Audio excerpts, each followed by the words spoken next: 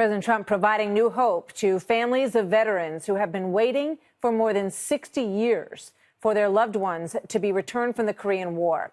More than 7,700 American troops are still unaccounted for.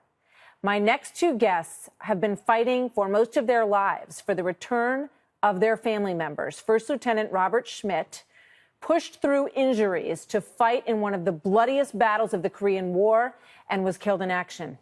John Henry ZIMMERLEE is an Air Force captain who went out on a night's mission in Korea on 1952 in his plane with 4 others and never returned. Joan Morris is the niece of First Lieutenant Robert Schmidt, who she knows as Uncle Bobby, and John ZIMMERLEE is the son of Captain John Henry ZIMMERLEE. Thank you so much to both of you for being with us today. Joan, I know this has been such a huge part of your life, committed to bringing him home, your Uncle Bobby. What would this mean to you if you could do that? It would mean closure for our family. In particular, it would mean that we have completed something that our grandmother always wanted us to do, and that was to bring our Uncle Bobby home to North Dakota. So we are very encouraged by what's happening with President Trump, and it would mean the world to us to have him home. There was a headline in the AP after the summit, John, and this is what it read: Trump retreats from U.S. moral leadership stance. Given where you're coming from in all of this, do you think that's true?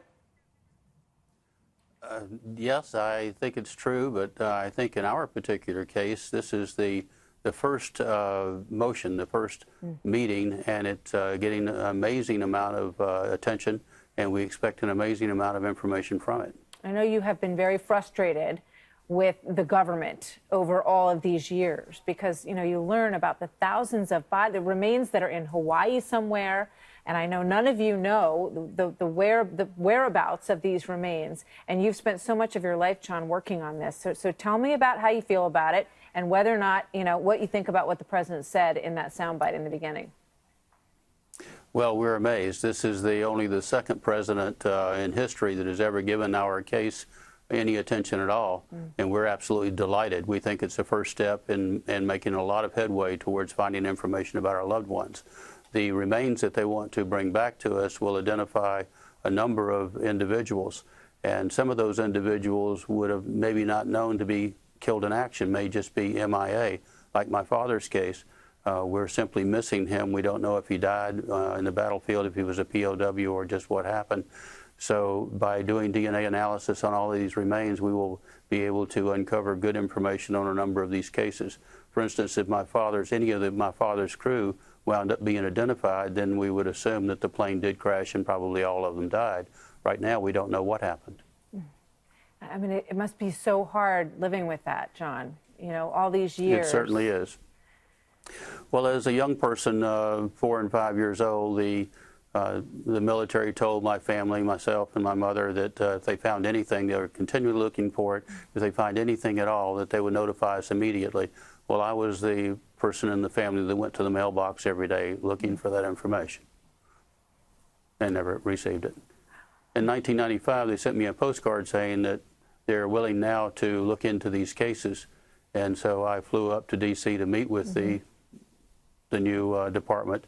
And I was not exactly pleased with what they intended to do, so I started doing my own research in 1995. Yeah, and I know it's been extensive. Joan, you know, in terms of your reaction to what you saw play out in this summit that we watched over the last 48 hours, what was going through your mind, given your family's own connection to this war? Well, a lot of people see... I'm sorry, that was for Joan. Thank you. Go ahead, Joan.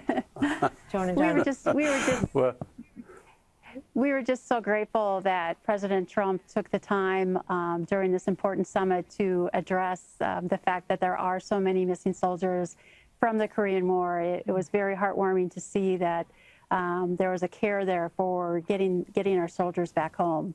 Yeah, they call it the forgotten war, and it is not forgotten in your families. And you carry the memories of these individuals, and you look at the pictures that we just did, full of spirit and full of life, these young men who lost their lives. So we would love to follow your story, and we would love you to keep in touch with us and let us know if you're satisfied with the follow-through here, because if you're not, we want to know that too, okay?